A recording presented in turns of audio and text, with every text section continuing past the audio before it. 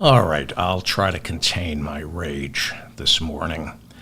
The Democrats are now talking about Joe Biden the same way Republicans talk about Obamacare. They point fingers, they scream failure, but offer no replacement. Right now, there are a lot of arrogant pricks in the media and the Democratic Party who have never won an election, never even run a successful business, who think they can identify a problem and then fix it. They think they know what's best, and they say it's best to throw Joe Biden to the curb. The issue, the problem, isn't Joe Biden's memory or his whispery voice. The problem is climate change. The problem is income inequality. The problem is our for-profit healthcare system, Gaza, Ukraine, and the decline of unions in our country. The fact that women in 14 states simply can't get an abortion. But addressing those issues requires way too much work on behalf of the news media and the for-hire Democratic strategists. So they pick the low-hanging fruit, Joe Biden's aging process, and turned that into an issue when Donald Trump's sociopathy is 1,000 times more concerning. Donald Trump is a media creation because it takes no work to talk about Donald Trump. CNN and the other networks gave him way more attention than he deserved back in 2016, and because of their laziness, because they were more interested in covering the host of The Apprentice than income inequality, we got stuck with Trump for 4 years. The media is giving Joe Biden's cognitive and physical decline way more attention than it deserves. And if they don't knock it off, we're going to get stuck with Trump, if we're lucky, for just 4 more years. We have a system in place to handle a president who is aging. We have a vice president who, God forbid, could take over if the time ever comes. Biden's memory lapses are nothing we can't handle. What America can't handle is Donald Trump. How dare anyone question Joe Biden's exhaustion or his soft-spokenness or his sentences trailing off? How dare you? How dare you? Compared to what we're up against, this is nothing. But there are Democrats right now who are going to make things worse by trying to fix something that's not a problem. Nobody knew Franklin Roosevelt couldn't walk. The press kept it out of the papers because it had nothing to do with the job of president. Nobody knew that JFK was sleeping with any woman who had a pulse. The press kept it under wraps because it had nothing to do with the job of president. We all knew Ronald Reagan had the beginnings of Alzheimer's when he was running for re-election in 1984. It was, believe it or not, considered back then impolite to bring that up because we knew his vice president, George Herbert Walker Bush, could step in if he had to and do just as crappy a job as Reagan was doing. Because the president is a hood ornament, not the engine. The president fronts a party. The president fronts a government that will run with or without them. It all depends on getting the president reelected. It all depends on getting Joe Biden reelected. Then we can discuss his gait, his speaking pattern. I have something close to a photographic memory on the things I care about. But as you all know, anyone who listens to this show, if you wanted to go over a transcript, and you can, you will find hundreds of instances where I call Joe Biden Trump. I cannot, for the life of me, pronounce the first name of our vice president. I have had friends and loved ones do interventions where they sat me down and I try to say her name. And I keep forgetting. So now I've decided to just call her Vice President Harris. There is a feeding frenzy in the press right now, parsing every sentence, every word that comes out of President Biden's mouth in order to showcase his alleged mental deterioration. It doesn't matter that he misspeaks or almost forgot Alejandro Mayorkas's name. It doesn't matter because Donald Trump is an adjudicated rapist. 1 million Americans died because Donald Trump crapped the bed on COVID. You know, when President Trump said people should drink bleach, he said it loud and forcefully. You could hear every single syllable. It's not how you say things, it's what you say. And Joe Biden saved America starting in January of 2021. He deserves better than this. But judging by the behavior of some Democrats and way too many of my listeners, I'm not so sure we deserve better. You're going to get rid of someone just because he's gotten a little slower? He should sue all of you for age discrimination. Joe Biden has what 99% of us are in desperate need of: wisdom. Wisdom. You really want to get rid of Joe Biden? Trade him in for that new, shiny model? No. I'm keeping the seasoned wok. You don't throw Biden out for something new. So on today's program, I'm going to force all of you to answer this question. Replace Joe Biden with whom? With whom? Who are you going to replace Joe Biden with? Can you guarantee me that if we do the indecent thing and toss President Biden overboard, can you guarantee me his replacement will defeat Trump? The decent thing to do is be an adult and trust the process. The general election doesn't start until after Labor Day. You keep Joe on the ticket. If this thing totally collapses, if the polls totally collapse after Labor Day, then have him resign and make Vice President Harris the president and have her run against Trump as an incumbent. Do not hold an open convention. Do not stage a mini primary. If you honestly think after Labor Day that we should throw Joe Biden away, we can have this conversation. But I don't think it's a good idea.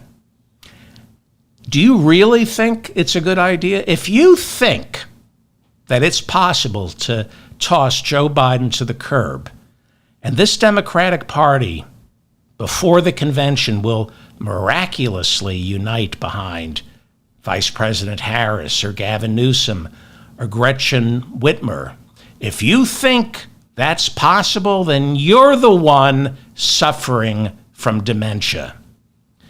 Joe Biden's much anticipated 22-minute interview with ABC's George Stephanopoulos aired last night, and Joe said what I've been telling you all week. He's not going away. He told Stephanopoulos, quote, "Only the Lord Almighty can drive me from the race." He is the nominee. There is no one who can come close to beating Donald Trump the way Joe Biden can.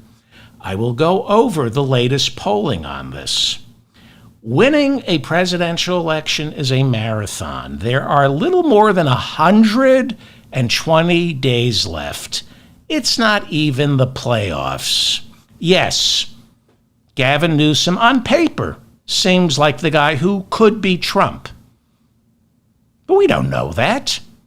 We don't have the polling on that. We haven't thoroughly vetted Gavin Newsom or Michigan Governor Gretchen Whitmer. We do have some polling on Vice President Harris right now, and it's not good. She can't beat Trump. I mean, maybe she could turn it around, but I think Joe has a better chance of turning it around than our vice president. She only does a little bit better than Joe in the latest polling, but that's within the margin of error. You got to trust me on this. People on Wall Street would call what's going on right now in the Democratic Party panic selling. There's blood on the streets. That's what they would call it. Like I said, the general election starts after Labor Day, and a lot of people are going to look really stupid once the polls settle back down and it's a dead heat after the conventions. That's what's going to happen. We're going to revert back to a dead heat. And then September and October become the proving grounds. Joe Biden, right now, is demonstrating what real leadership looks like. This is a crisis. And every single Democrat calling on him to step aside, that is exactly what cowardice and stupidity look like. While everyone is losing their head, Joe is slow and steady. He has never wavered. Since the debate, he has owned the poor performance, but he has not so much as hinted that he is stepping down. That is what leadership is. In a few weeks, if he stands his ground, and I know he will, the Democrats will get in line. And because Joe got back up, the American people will love him even more. Frailty, I know it's hard for Americans to understand this, but frailty is an asset. It's okay for a president to get older. And it speaks volumes to who these phony liberals willing to ditch Joe Biden really are. They're so quick to get rid of someone because he seems vulnerable. It's not just indecent to dump Joe Biden, it's stupid. It's political malfeasance.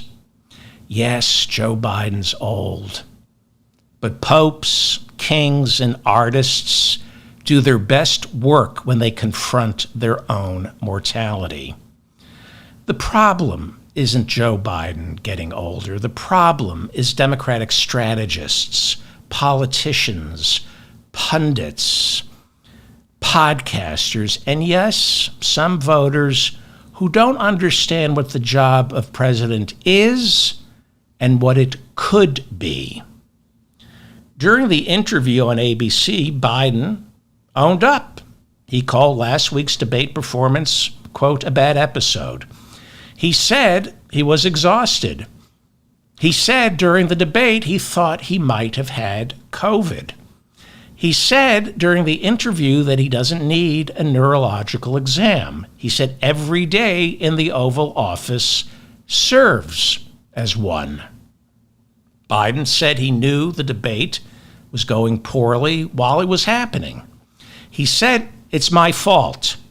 He said, I own the mistake.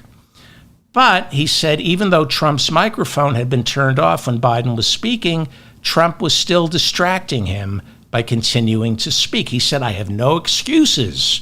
But he complained, as well he should, about the fire hose of lies coming out of Donald Trump's mouth. By Biden's count, Trump told 28 lies. That's what President Biden said during the interview. And he complained that CNN did nothing to stop it.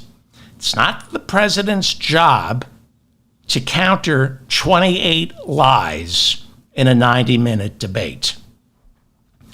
Biden, during the interview, said people should look at his record.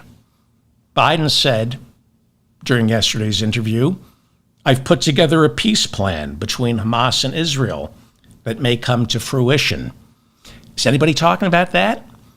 Biden talked about expanding NATO, and he said he expanded the economy, adding that earlier yesterday, it was announced that more than 200,000 new jobs were created in June. Anybody talking about that? Joe mentioned how he took on Big Pharma and how now, because of the Inflation Reduction Act, Medicare can once again negotiate the price of drugs for some of our nation's most prescribed pharmaceuticals. We could be talking about that. It's a little harder to talk about Medicare Part D than it is just saying Joe's too old.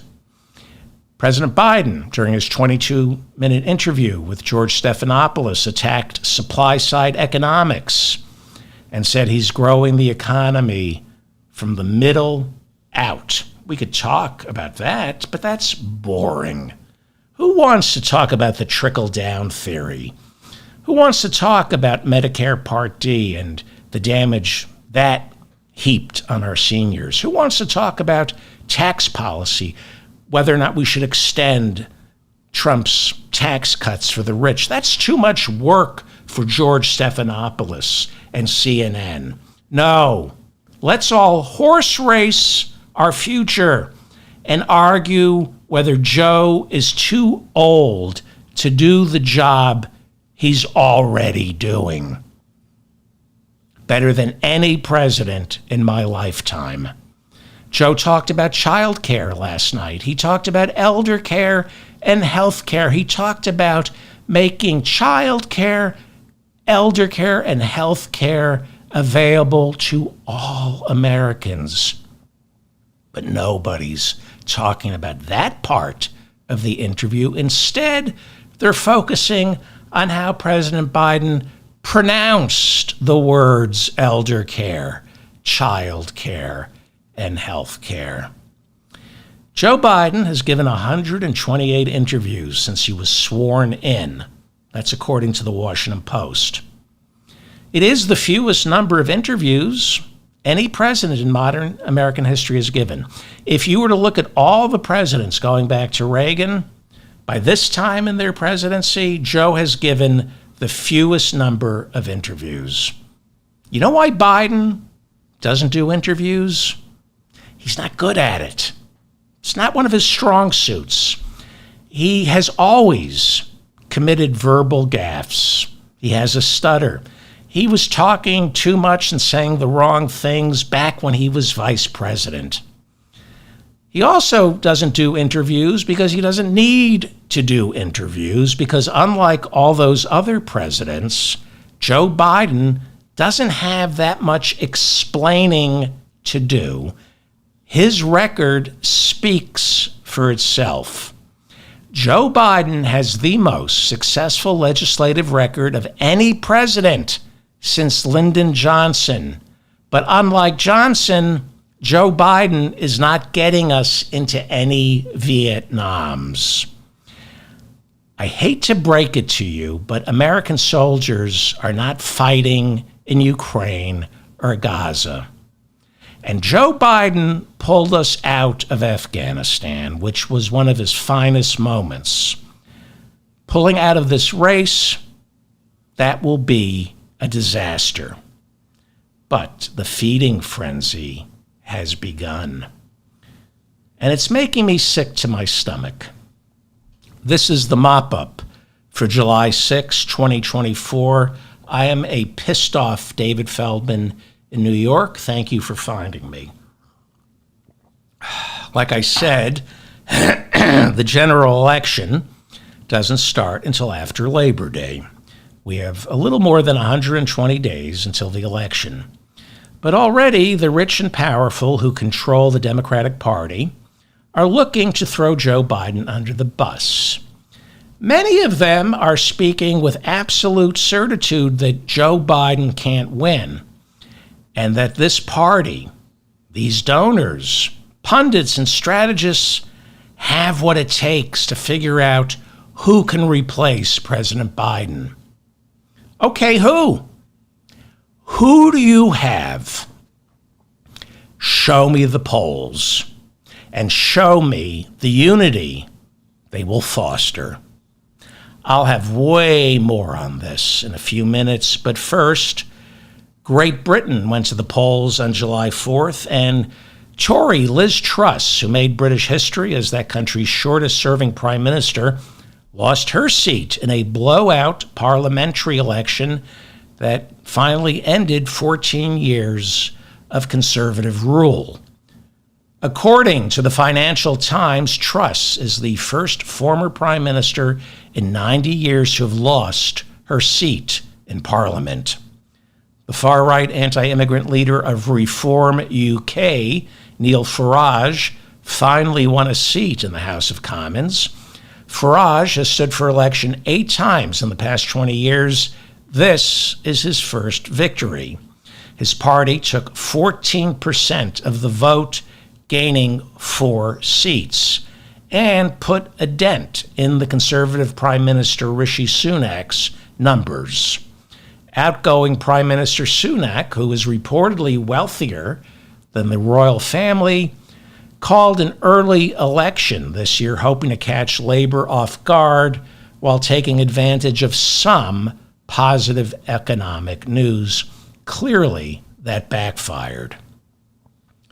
Labour's Keir Starmer became prime minister with a majority of 170 seats in the parliament after winning a total of 410. That is an historic blowout, yet not the one Tony Blair celebrated back in 1997 when he led the Labour Party to victory over Conservative Prime Minister John Major with a 179-seat majority. That's 9 more than what Keir Starmer got on July 4th. And back in 1997, that's the first election Labour won in 23 years.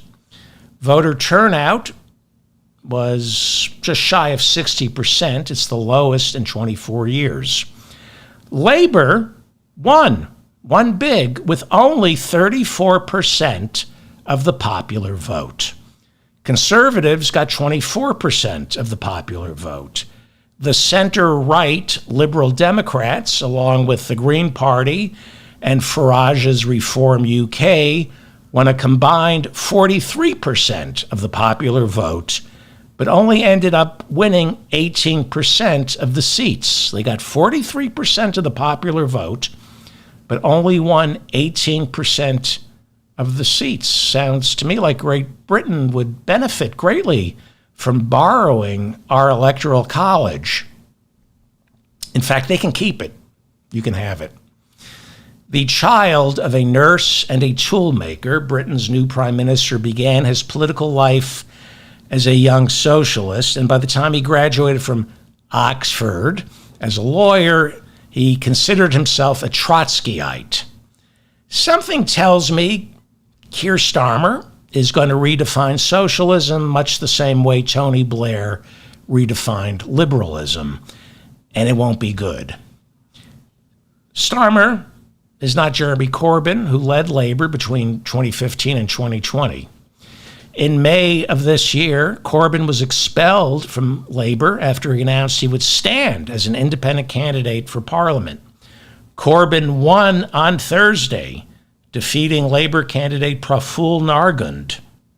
Heading into the July 4th election, that seat was considered a toss-up.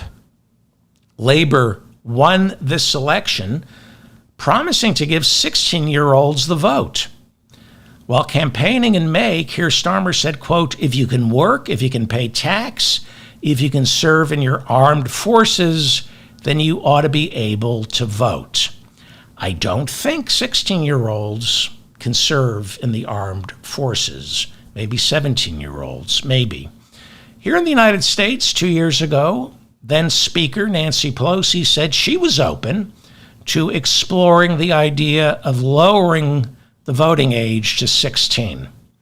Lowering the voting age to 16 in Great Britain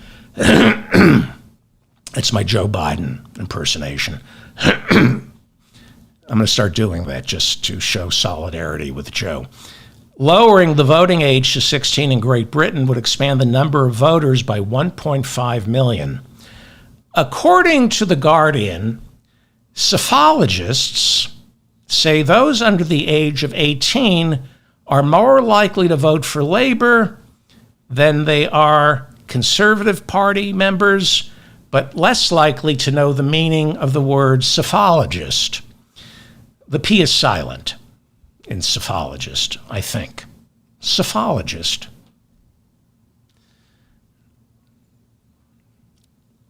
Starmer's, it's a real word. I didn't know what it meant until I read The Guardian. Psephologist. Starmer's Labour Party ran promising to tax private schools and then turning that money over to the public schools. Try that in the United States. He also promised to renationalize the railroads, as well as launch a green initiative that would include a national energy company. This is now the third prime minister in King Charles's brief reign. Charles, of course, is not allowed to show favorites, but it's generally assumed that he was rooting for Starmer since Starmer shares the king's concerns over climate catastrophe. Archbishop Carlo Maria Vigano was excommunicated on Friday. Vigano served as the Vatican's ambassador to the United States and led a contingent of far-right conservative clergy who opposed Pope Francis. They didn't recognize him. Vigano was charged with failure to submit to the authority of the Pope. The Associated Press reports this morning that Vigano promoted several far-right conspiracy theories, including the notion that COVID is a hoax invented by global elitists to destroy capitalism and replace it with a one-world government. He's a Republican. Brazil's right-wing nationalist law and order president from 2019 until 2023, Jair Bolsonaro, was indicted on Thursday for money laundering after federal police accused him of hiding $3 million worth of diamonds given to him in Saudi Arabia. Back in March, Bolsonaro was accused of falsifying his COVID vaccination record. Further indictments are expected. Last year, Bolsonaro was found guilty of abusing his presidential powers and has now been banned from holding elective office until 2030. Mitch McConnell, you could have done that back in 2021. You could have voted to impeach Trump, but you said let the courts take care of it.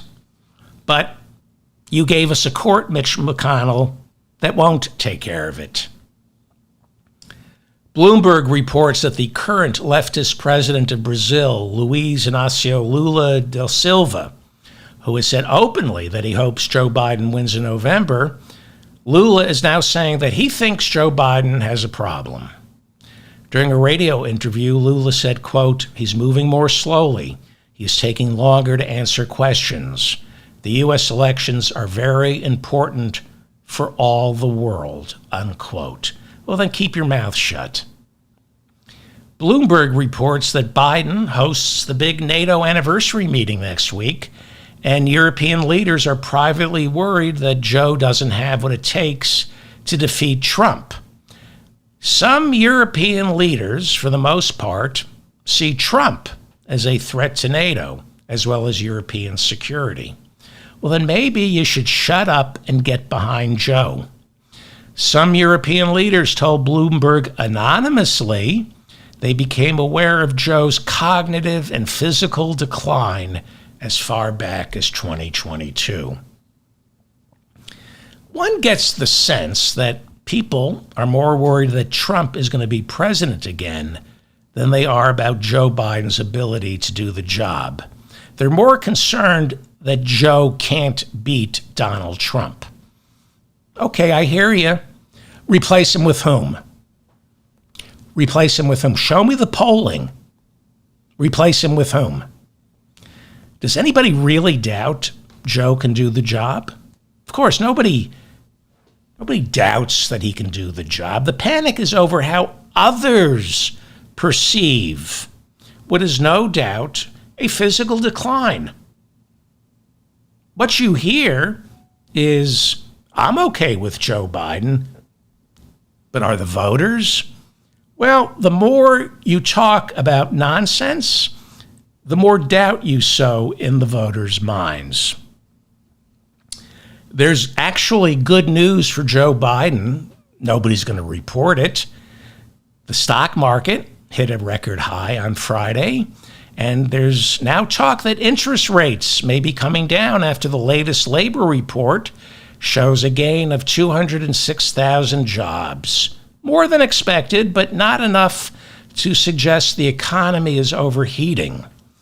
The Federal Reserve is looking to lower interest rates, but they will only do that when they sense the economy is slowing down. And this economy is a juggernaut. The thinking right now is unemployment yesterday rose to 4.1%. We might see a rate cut because of that. This is considered good news that the unemployment rate is now 4.1%. It's good news if you're rich or if you owe money. If you owe money, you want interest rates to come down. You're paying a lot on your credit card. So unemployment rose to 4.1%. It's the first time unemployment ticked past 4% since November of 2021. Now, I want you to think about this. President Biden took office at the end of January 2021, amid the worst economic slowdown since the Great Depression. Within 9 months, unemployment hit the sweet spot of 4%. That's half the game right there. And it has stayed at 4%. It just got up to 4.1%. That's the game. Get unemployment down to 4% and inflation down to 2%. That's the game. Inflation is a little over 3%. It needs to come down 1 percentage point. More good news for Joe Biden. If abortion is on the ballot in November, Trump loses. The New York Times reports this morning that organizers in 3 more states announced they have gathered enough signatures to put women's reproductive freedom on the ballot come November. This week, pro-choice groups in Arkansas, Arizona, and Nebraska said they hit the deadline, they got the signatures, and should be able to get abortion on the ballot. Biden carried Arizona, which now has one of the strictest anti-abortion laws in America. Nebraska is not a winner-take-all state, so you might remember Biden won 1 electoral vote in Nebraska. And Arkansas, well, Bill and Hillary moved to New York after Bill left the Oval Office. They moved to New York so she could run for Senate from there. They didn't do the right thing for the party. They didn't move back down to Arkansas and keep that state blue. So no, the abortion measure in Arkansas will probably fail in November. Although last year Kansas surprised us, so who knows? All the Clintons had to do was move back to Arkansas. So Biden will not get lifted up by the abortion measure in Arkansas. According to the Times, 6 states officially have abortion on the ballot in November. 5 others could follow. Right now, we know for certain that abortion is on the ballot in South Dakota, Maryland, and New York. That won't affect the electoral map. But abortion will also definitely be on the ballot in Florida, Nevada, and Colorado. Colorado is safe. It's a safe blue state. Nevada by November, after the dust from the debate settles, will once again be safe. And Florida, some believe, will be in play because of this abortion measure, which is challenging that state's new 6-week abortion ban. One of the strictest, if not the strictest, in the country. 2 weeks past a missed period. That's all the time a woman has in Florida to realize she's pregnant and then do something about it. 6 weeks. You miss your period, 2 weeks, you're late, you're not sure, you've got 2 weeks to decide, am I pregnant? What do I do? So you can talk all you want about Joe mispronouncing words and being difficult to hear. Women know what the stakes are. Women aren't calling. I don't see too many women, as a matter of fact. I think the governor of Massachusetts expressed some concern. It's mostly men in the Democratic Party who are wetting the bed over the debate. The stakes are real, and women know that if Biden doesn't win, they're never going to codify Roe in the Senate, and they know that Trump and everyone around him is either a rapist or physically violent towards women.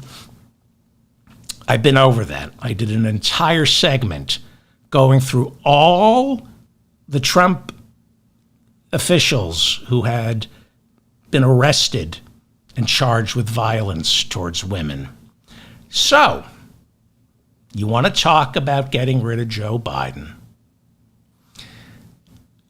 If you could guarantee me that Vice President Harris would defeat Donald Trump in November, I'd say, okay, I'm emotionally invested in Joe Biden, but if this is, you could show me, I go, okay, for the good of our country. If you could guarantee me that a mini primary or an open convention would energize the Democratic base and that there would be newfound solidarity in the Democratic Party and no ill will, no jealousy, no fracturing because Harris won instead of Newsom or Whitmer. If you could promise me that this party is capable of removing Joe Biden and replacing him with someone who has built up the goodwill Joe Biden has built up over more than 50 years in government, then yeah, I would say dump him. But despite all of Joe Biden's manifest flaws, he's still the best candidate. He's still the one most equipped to defeat Trump. There's also something unseemly about a party that purports to care about seniors throwing an 81-year-old president to the curb because he lost a step. I can't pretend Joe Biden isn't hard to hear. You have to listen. He misspeaks, and it's going to get worse. But so what? He'll never be as bad as Trump. And, God forbid, if he becomes incapacitated next year or the year after that, we have Vice President Harris in the wings. So let's be brutally frank here. You have a sociopath, Donald Trump, and a party that has caught his mental illness. The Democratic Party, up until this week, is pretty stable and competent. Now is not the time to replace Joe Biden. If he needs to be replaced, do it after he's reelected. It's not going to be easy no matter what is decided. It's not going to be easy if Joe stays on the ticket. I happen to think it's going to be a lot harder if he leaves.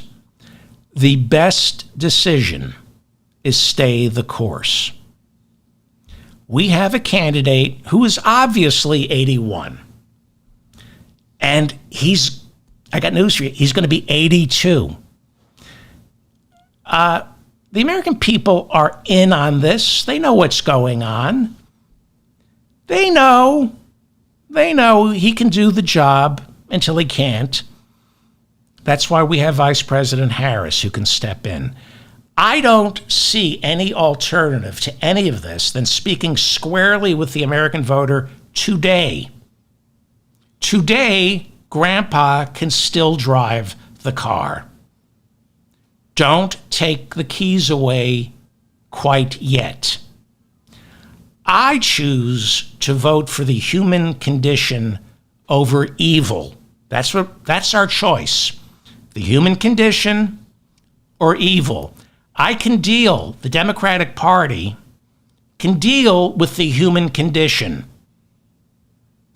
We can't deal with evil. As you know, Wednesday night, President Biden met with 20 Democratic governors. He told them he blew it. He said, I need to stop working after 8 p.m., and that he's been pushing himself too hard. But that's not good enough. The backstabbing is unbelievable. Axios is reporting this morning that Joe's staff is now leaking to the press that they're unhappy. Wow, stop the presses. A White House staff that's unhappy? How unusual. Some say they're miserable. They're miserable. Oh, they're miserable working for Joe Biden. It's called a job, D-bag. You're supposed to be miserable. Shut your effing mouth. You're lucky to be working in the White House. Staffers are complaining that Biden's phone call with them, assuring everyone he's in the race, they're saying, it sounded scripted and stilted. These people sound like every jagoff I've ever worked with. Just do your job. Nobody needs you remembering the boss's verbal gaffes or his memory lapses. AIDS reminded Axios of an incident back in September of 2022 in which President Biden thanked a congresswoman for her tireless work in alleviating food insecurity, even though she had died recently. The man is trying to end food insecurity, but instead of reporting on the millions of Americans still unable to put food on their tables, Axios is reporting that the aides keep bringing up the time he thanked a dead congresswoman for trying to put an end to food insecurity. His memory isn't what it used to be. So the F what?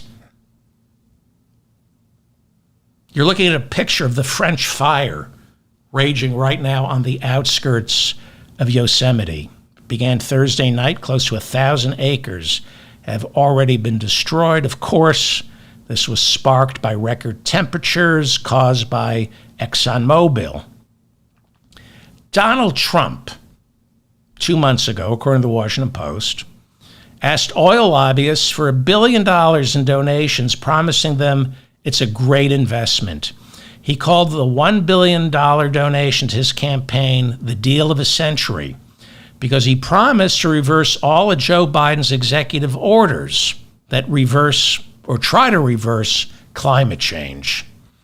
In a meeting at Mar-a-Lago, an oil executive complained to Trump that he spent close to $500 million lobbying the Biden administration, and he's got nothing in return. Right there is your choice. And I like to think the American voter knows that. I don't think the American voter cares that Joe Biden is tired. We all are. But let's listen to the Beltway. Let's listen to the men, the male Democrats, who've gotten everything wrong since Bill Clinton was president. Let's listen to them. Again, show me the replacement. The Washington Post reports this morning that White House staffers are coming out of the woodwork to leak evidence that Biden's decline is worsening. They all leaked this anonymously, and then you read the story and you see, wait a second, this is the Post blowing this way out of proportion. They said the debate performance was the worst they've ever seen him. They said he has never been that bad when they've worked with him in the Oval Office. But the headline is, Biden's aging is seen as accelerating.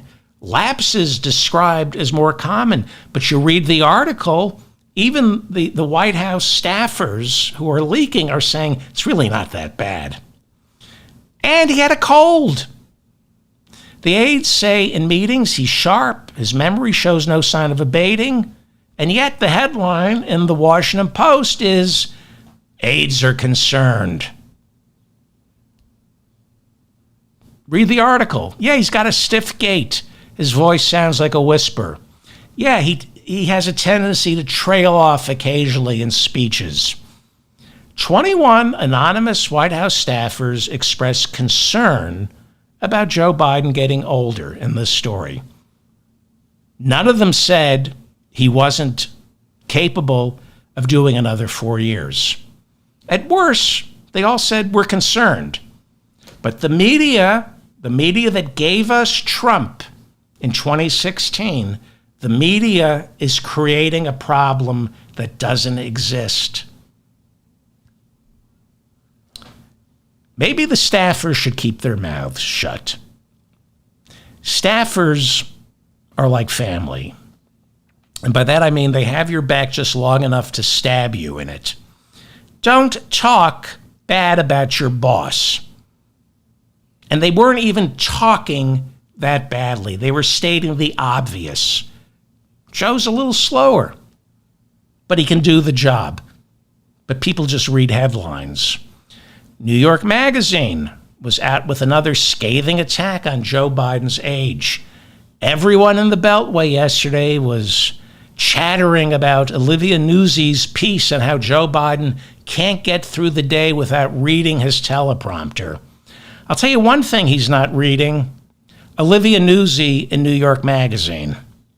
But the Beltway spoke about this piece with such solemn reverence as though this is the final nail in Joe's coffin. What does she base Joe's decline on? Well, she shook his hand at the White House Correspondents' Dinner, after the White House Correspondents' Dinner. And she said there was a vacant look in his eyes. Well, there you go. Why would the most powerful man in the world get a vacant look in his eyes when he's shaking hands with Olivia Newsy of New York Magazine? You need to be completely present when you're shaking hands with Olivia Newsy of New York Magazine. The media, because they're lazy and don't want to talk about unions, the fiduciary rule, climate catastrophe, income inequality, the student debt, renewing Bush's tax cuts for the rich. Too difficult to research that, and it's boring. So you either talk about sex or we have a crisis, the president is going senile. This is how we ended up with Trump in 2016, because the news media won't do its job. And Democratic strategists, pundits, and certain members of the House are irresponsible pricks who rather see Joe Biden go down because they're not in the loop. They think, well, I'm not in the loop, so I'll stab Joe Biden in the back, and maybe a new president will hang on my every word. During a radio interview after the debate, Biden said he was the first president elected statewide in Delaware. He meant to say Catholic. He meant to say, I'm the first Catholic elected statewide in Delaware. So you see what's going on here? This is in the New York Times. Snakes coiled in the grass, waiting to jump on every single one of his mistakes. I've been in relationships with snakes like that. We all have. On Thursday, during another radio interview, Biden said he was proud to have been, quote, the first black woman to serve with a black president. First of all, I think he was making it. No, he wasn't making it. He confused himself with Obama and Vice President Harris. It's like two negatives, and my algebra says that's a positive. And so what? So Trump is calling Chuck Schumer and Biden Palestinians, as though that's a new pejorative. He's using the term Palestinian as a put-down. And you're worried about Biden mixing up syntax and sentences? But USA Today announced Joe Biden is running out of time. Says who? Says the Loop. Says the guys and the girls on the bus, mostly the guys, where they just get this groupthink. This is a good story for us. It's the summer, things are kind of slow. Let's emphasize Joe Biden's cognitive decline. Show me the polls, and show me a candidate who has a better chance of beating Trump. Yes, like I said, he misspeaks. Like I keep saying, the American voter knows the game. Get him reelected. Then we'll see how badly he ages over the next 4 years. Again, if it gets bad, then and only then is when he steps aside for Harris, but not now. We all know how this works. We've all seen vice presidents become president. Truman, Johnson. Show me the polls that he can't beat Trump. Don't show me the dips. Show me that he can't beat Trump. And show me the polls that say there's another Democrat out there who can beat Trump. You know, I know a lot of middle-aged guys who left their wives before taking a good, hard look in the mirror. You sure you want to leave her? You sure something better is going to come along? Look in the mirror. Newsweek reports a new Daily Mail poll of 1,000 likely voters shows Trump beating Harris by 11 points. It has a margin of error of, it's a Daily Mail poll. It's the Daily Mail. Yeah, I probably shouldn't be quoting the Daily Mail poll. But that big New York Times Siena poll that shows Trump beating Biden by 6 doesn't show her doing any better. The same poll has Trump beating her by 4 points. That's within the margin of error. 4 points, 6 points. Harris isn't doing any better than Joe is right now. Things change. Harris, Vice President Harris, right now has an approval rating that's 2 points better than Joe Biden's. 54%, now pay attention to this, please. 54% of Americans, according to the poll, dislike our vice president. She's underwater. 57% dislike Trump. Biden is disliked by 58%. Given the country's overall disgust for our leaders, you put her at the top of the ticket, she'll be just as disliked as Trump and Biden. 54% hate Harris, 57% hate Trump, 58% hate Joe Biden. Do you think she's going to do better than Joe? But if you're going to cancel Joe Biden, let's be frank here. There is no open convention. There's no mini primary. It's going to be the vice president who replaces Joe Biden. There is no time for that mini primary. You cannot have an open convention with these delegates, with this party. Do you honestly think that all of a sudden she's going to unite this party? Put away your wishful thinking. Have you read the press coverage that's been coming out of her office?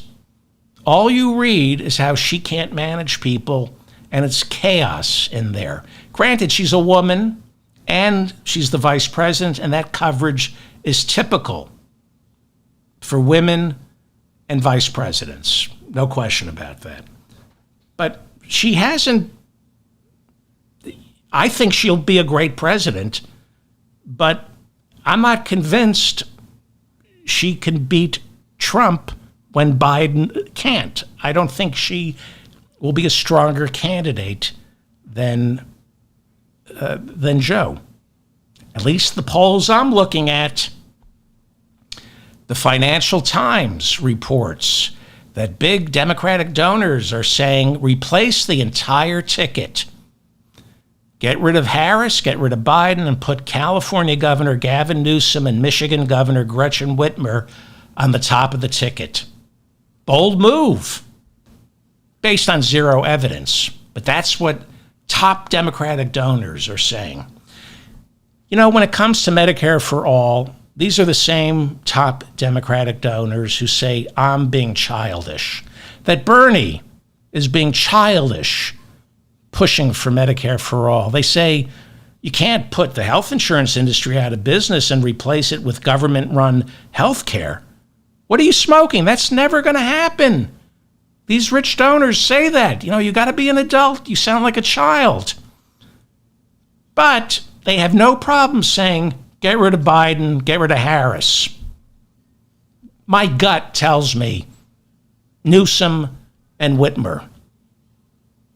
These are the same adults in the room who say free healthcare is unrealistic.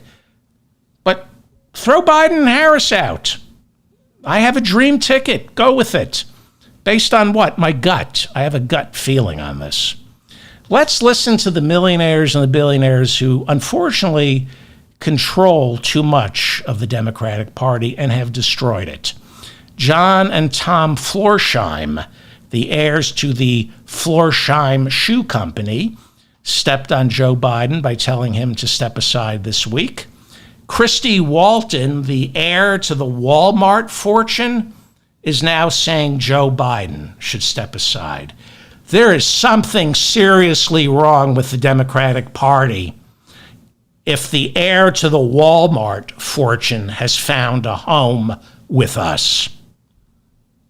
But let's listen to the prognosticators with the inherited money. These are people who never worked for a living. All they do is write checks. My gut tells me it should be Gavin Newsom. He's telegenic. And Gretchen Whitmer, she looks great on TV too. My gut tells me that. Barry Diller, I think he's 105, announced he's no longer donating to Joe Biden. Who cares what you think? You're the one who should be taking neurological exams. You're 105 years old. Shut up. James Carville, who hasn't been relevant since 1992, called for everyone to stop donating to Joe Biden and the entire Democratic Party until Joe Biden agrees to step down. Pay attention to me. I'm James Carville. I'm pushing 80, and I need you to look at me. So I'm going to say something outrageous so you notice me. Who are you going to replace Joe Biden with? Carville. Can that person beat Trump? Why did Joe pretty much run unopposed this year? Because he's a great president. And Democrats knew he shouldn't be replaced. But all of a sudden, some white knight is supposed to emerge and save the party from Trump? Who? The genius, Abigail Disney, heir to the Disney fortune, who, I'm not making this up, she just discovered there's such a thing as income inequality, and she decided to make a movie about it. She announced she is no longer supporting Joe Biden, and she's urging other wealthy donors to cut off the financial spigot to the entire Democratic Party until Joe Biden steps down. Abigail Disney. Yes, let's listen to the genius, Abigail Disney, who grew up surrounded by wealth and just recently discovered that millions of Americans are working at places like Disneyland and still can't afford rent and food. Let's all listen to Abigail Disney, who, as part of her midlife crisis, started a production company called Level Forward, championing workers' rights, but treating its employees pretty much like her Uncle Walt did. April 21st, 2021, headline from The Hollywood Reporter. Ex-staffers decry heartbreaking treatment at Abigail Disney's Level Forward. Let's listen to her. According to interviews conducted by The Hollywood Reporter, they conducted interviews with nearly 24 former female employees of Abigail Disney, mostly women of color, especially women of color. They complained that Abigail Disney's production company was basically a lie, that it didn't listen to workers who represented marginalized communities, even though Abigail Disney set up the company to make movies about the plight of people who come from marginalized communities. Black employees, female black employees complained she tricked them into working for less money with the promise of equity in her company. But these women, these black women, discovered that the goalpost for equity in Abigail Disney's company kept getting moved, while white women and white men doing the same job received equity in her company. Abigail Disney, the newfound liberal, she's a liberal now. She's worth close to $200 million. But some of her employees at her film company were being paid $750 a month for 30 hours a week worth of work.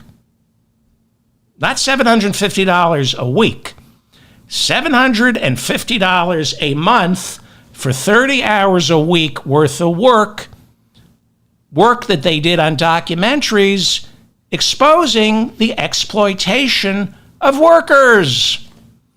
But Democrats need to listen to the genius, Abigail Disney, the arrogance of this woman. And I have a friend who says, why are you picking on Abigail Disney? She apologized. After this article in The Hollywood Reporter came out, she apologized for mistreating her black female employees. Oh, she apologized for being a 50-something woman. She's in her 50s. She suddenly discovers there's such a thing as income inequality. She starts making movies to draw attention to income inequality while paying workers $750 a month. She's in her 50s, and it took an article in The Hollywood Reporter 4 years ago for her to learn that she was exploiting and marginalizing her black female employees. And then, and only then, does she apologize. A little late, don't you think? Maybe she should just keep her mouth shut when it comes to Joe Biden. Here's an idea, Abigail. Just hand the money you inherited over to the Democratic Party and keep your effing mouth shut. No, let's listen to a woman in her 50s who just discovered income inequality. And now she says Biden should step down and Democrats should withhold donations to the entire party because she thinks she knows something we don't. She just learned about income inequality 5 years ago. This horse's ass. All of a sudden, we're supposed to listen to Abigail Disney. This is the problem with the Democratic Party. Barry Diller, Abigail Disney, David Geffen, Jeffrey Katzenberg, that's in Hollywood. And then you got the Wall Street hedge fund managers from Goldman Sachs. They think they deserve a place at the table because they paid for the table. I've been calling for a purge of these monsters, these monstrosities for years. You want to be a Democrat, everybody's welcome to the party. But if you're a millionaire or a billionaire, give us your money and keep your effing mouth shut. You're not smart, Abigail Disney. David Geffen, Barry Diller, Jeffrey Katzenberg, you're not smart. You're out-of-touch, blood-sucking sharks. That doesn't make you smart. It makes you rich. Give us your money and shut up. You know, better yet, let's rewrite the tax code and just take their money. They have way too much influence in both parties, especially the Democratic Party. And this is why we're in the mess we're in this morning. Massachusetts Congressman Seth Moulton became the third Democratic office holder to officially call for Joe Biden to step aside. Virginia House Democrat Jerry Connolly, I really love this guy. He said he's not sure if Biden can win in November and added there are several key tests in the coming week that will determine that. Connolly said time is running out and the decision has to be made quickly. Whom? Replace Biden with whom? Hakeem Jeffries, the Democratic minority leader. What happened? There we go. Hakeem Jeffries, the Democratic minority leader, who will become the next speaker when Democrats win the House. Hakeem Jeffries has scheduled a meeting for tomorrow with ranking members sitting on House committees. Apparently, they're in a panic. Normally, such a meeting would be held next Wednesday. But Hakeem Jeffries is concerned about the concern. The Washington Post reports that several House Democrats are, quote unquote, pissed. Pissed is the word. They're pissed at Joe Biden's refusal, his defiance to step down. Congressman Mike Quigley, Democrat from Illinois, became the fourth member of the House yesterday to officially call for Joe Biden to step down. Replace him with whom? Replace him with whom? And I can see there's going to be so much unity in this party. Whoever they pick, it's just going to be solidarity. Tim Ryan, the former Ohio congressman who lost his Senate race to J.D. Vance in 2022, has called for Biden to step down. He said last night's ABC interview with George Stephanopoulos didn't cut it. Didn't change his mind. How about you shut up? How about you just shut up? California Congressman Brad Sherman said the ABC interview did nothing to assure him and he needs to see more. How about you just shut up? Julian Castro, Obama's Secretary for Housing and Urban Development, who ran for the Democratic nomination in 2020 and was defeated by Joe Biden, has called for Joe Biden to step down and said after the ABC interview that Biden is in denial about his physical and mental decline. You lost to him 4 years ago. I need to calm down. They are making this harder than it needs to be. The polls will settle if the media and these backstabbing Democrats would get in line. Can you imagine these people at D-Day? 2 hours into D-Day, they go, that's it. Fire Eisenhower. Give Hitler, let Hitler have France and Belgium. This is not how you fight fascism. They're saying it's so important to defeat Trump that we have to shoot ourselves in the foot, is basically what these idiots, these imbeciles are saying. Well, all the worry was mostly coming from the House this week. Senators are mostly silent. I've gone over the polling. All the Democrats who are either running for re-election as Senate or running for a Senate seat, they're all leading in the polls. But Virginia Senator Mark Warner has reportedly begun meeting with other Democratic senators to form a group that will meet privately with Biden to urge him to drop out of the race. So he's holding high-level meetings with other senators to try to convince him to drop out and replace him with whom? Have you thought this out? You know, all of us have had jobs, and, you know, people destroy things because they have too much time on their hands. They try to fix things that aren't broken. Senator John Fetterman of Pennsylvania came to Biden's defense and said the party needs to grow a spine. Yeah. Representative James E. Clyburn said after the ABC interview, quote, Joe Biden is who our country needs, and his presidency has laid a foundation upon which we can continue our pursuit of a more perfect union. Exactly. Clyburn earlier in the week said he was open to Harris taking the top spot. He suggested staging a mini primary to find Biden's replacement.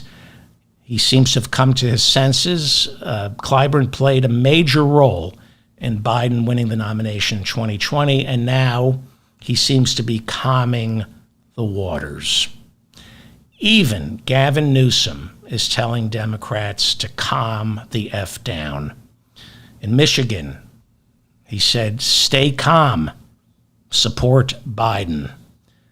Donald Trump is reportedly a little spooked by how quickly all this is happening, and he's not happy. And he has begun to mock Biden's debate performance, but those close to him say Trump's afraid that Biden will step down, and yet he's confident he can beat Harris. He wants Joe to stay in, but he wouldn't mind going up against Vice President Harris. Meanwhile, Trump took to social media and challenged Joe Biden to a, quote-unquote, no-holds-barred debate. You mean like the one last week where CNN's Jake Tapper and Dana Bash never corrected you once? Was there any hold? If Biden loses in November, Jake Tapper, Dana Bash, and CNN once again will have given us Donald Trump. The same network that said we learned our lesson will never show an empty microphone waiting for Donald Trump to speak. Remember they did that in 2016? They would stop the news. Donald Trump is about to speak, and there'd just be this empty microphone. They said, we're never going to repeat those mistakes. Instead, they're making new mistakes that are far more heinous. I'm David Feldman, reminding you to stay strong and protect the weak. If you enjoyed any of this anger and rage, please like this episode. Please share it with your friends. Please subscribe to my newsletter if you would like a transcript of this episode or of previous episodes. Go to shopdavidfeldman.com and hit the transcripts button. And those free transcripts are made possible by listeners who were kind enough to buy my Rudy's coffee mugshot. It's Rudy's mugshot on a coffee mug. It's my get-rich-quick scheme. This is, I think I sold 4 of these. Donald Trump, his mugshot on a coffee mug. It's Trump's coffee mugshot. And, of course, my Still a Democrat T-shirt. It's a heart with all wounded. We also have a coffee mug. And, of course, my Made in Los Estados Unidos coffee mug. This is the media, the men in the Democratic Party. You're a disgrace. You're all a disgrace. He's not going to step down. And I hope all my listeners get behind the president. I will see. I'm angry, so I'll probably do a show Sunday night. Thank you to Bob in the chat room. Thank you all. I'm pissed off.